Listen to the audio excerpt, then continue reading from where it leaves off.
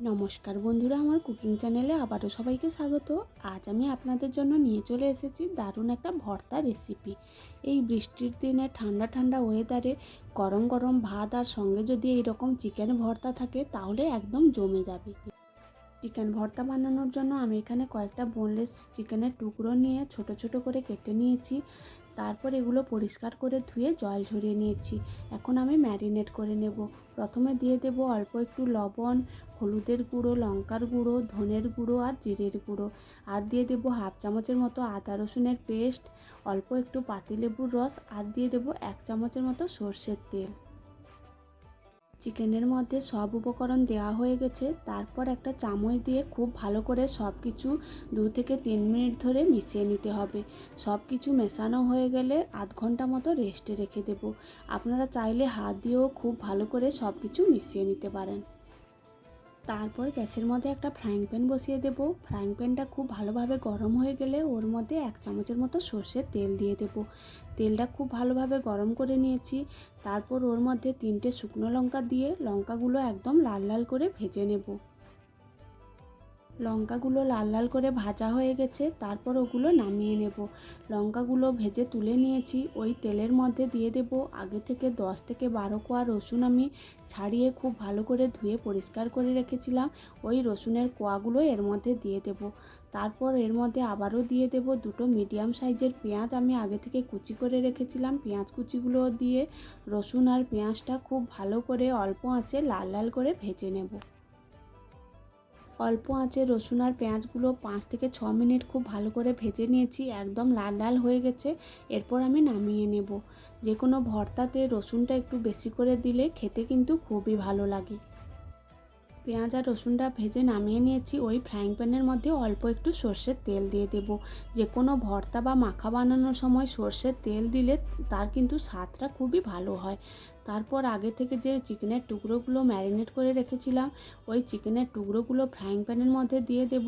আর দিয়ে দেব একটা টমেটো 2 টুকরো করে রেখেছিলাম, ওটাও এক সাইডে দিয়ে চিকেনের সঙ্গে টমেটোগুলোও একদম লাল লাল করে ভেজে নামিয়ে নেব। 1 মিনিটের মতো চিকেনগুলো এক সাইড খুব ভালো করে ভেজে নিয়েছি। তারপর আস্তে করে সবগুলো উল্টে দেব। এর সঙ্গে টমেটোগুলোও উল্টে একদম লাল লাল করে ভেজে নেব। এইভাবে উল্টে পাল্টে 5 থেকে 6 মিনিট খুব ভালো করে চিকেনগুলো উল্টে লাল লাল করে ভেজে নিতে হবে। টমেটোটা এই চিকেন ভর্তার সঙ্গে দিলে খুবই ভালো লাগে।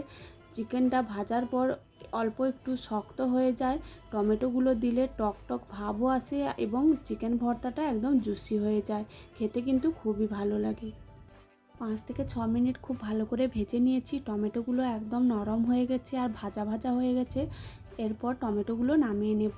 চিকেনগুলো আরও 2 মিনিটের মতো খুব ভালো করে লাল লাল করে ভেজে নেব, যতক্ষণ না পর্যন্ত চিকেন থেকে যে জুসটা বেরিয়েছে ওটা একদম শুকিয়ে যায় আর চিকেনগুলো লাল লাল হয়ে যায়। চিকেনগুলো একদম লাল লাল করে ভাজা হয়ে গেলে এগুলো নামিয়ে ঠান্ডা করে নেব। সবগুলো চিকেন আমি নামিয়ে খুব ভালো করে ঠান্ডা করে নিয়েছি। ওগুলো একটা প্লেটের মধ্যে নিয়ে নেব আর হাত দিয়ে সবগুলো চিকেন একদম ছোট ছোট টুকরো করে নেব। খুব ভালোভাবে সেদ্ধ হয়ে গেছে, খুব সহজেই চিকেনগুলো টুকরো হয়ে যাবে। এইভাবে হাত দিয়ে আমি সবগুলো চিকেন খুব ভালো করে টুকরো করে নিয়েছি। সবগুলো চিকেন আমি খুব ভালো করে মেখে নিয়েছি। তারপর ওই প্লেটের মধ্যে নিয়ে নেব আগে থেকে ভেজে রাখা শুকনো লঙ্কা, পেঁয়াজ আর রসুন, টমেটো। সবগুলো আমি হাত দিয়ে আবারও খুব ভালোভাবে মেখে নেব। রসুন, টমেটো আর শুকনো লঙ্কাগুলো হাত দিয়ে খুব ভালোভাবে মেখে নিতে হবে। টমেটো আর রসুনটা খুব ভালোভাবে মেখে নিয়েছি। তারপর এর মধ্যে অল্প একটু লবণ দিয়ে দেব। আগে থেকে চিকেন ম্যারিনেট করার সময় লবণ দেওয়া আছে, তাই পরিমাণ মতো লবণটা দিয়ে দিতে হবে। লবণ আর লঙ্কাটা খুব ভালো করে ডলে নেব। তারপর এর মধ্যে দিয়ে দেব একটা পেঁয়াজ কুচি করে রেখেছিলাম, পেঁয়াজ কুচি আর 2টো কাঁচা লঙ্কা কুচি। সেগুলোও খুব ভালো করে মিশিয়ে নেব।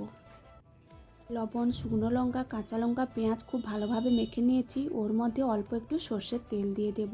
তেলটা দিয়ে সব উপকরণ খুব ভালোভাবে মিশিয়ে নিতে হবে। হাত দিয়ে চটকে চটকে 1 থেকে 2 মিনিট খুব ভালো করে মেখে নিতে হবে। তারপর এই বৃষ্টির দিনে গরম গরম ভাতের সঙ্গে পরিবেশন করুন ঝাল ঝাল চিকেন ভর্তা। এইভাবে আপনারাও একবার বাড়িতে বানিয়ে দেখতে পারেন। যখন চিকেন আসবে বাড়িতে 2-3 টুকরো বোনলেস চিকেন রেখে দিয়ে এইরকম একটা ভর্তা বানিয়ে নিতে পারেন। ভিডিওটি ভালো লাগলে লাইক, কমেন্ট, শেয়ার ও আমার চ্যানেলটি সাবস্ক্রাইব করে দেবেন।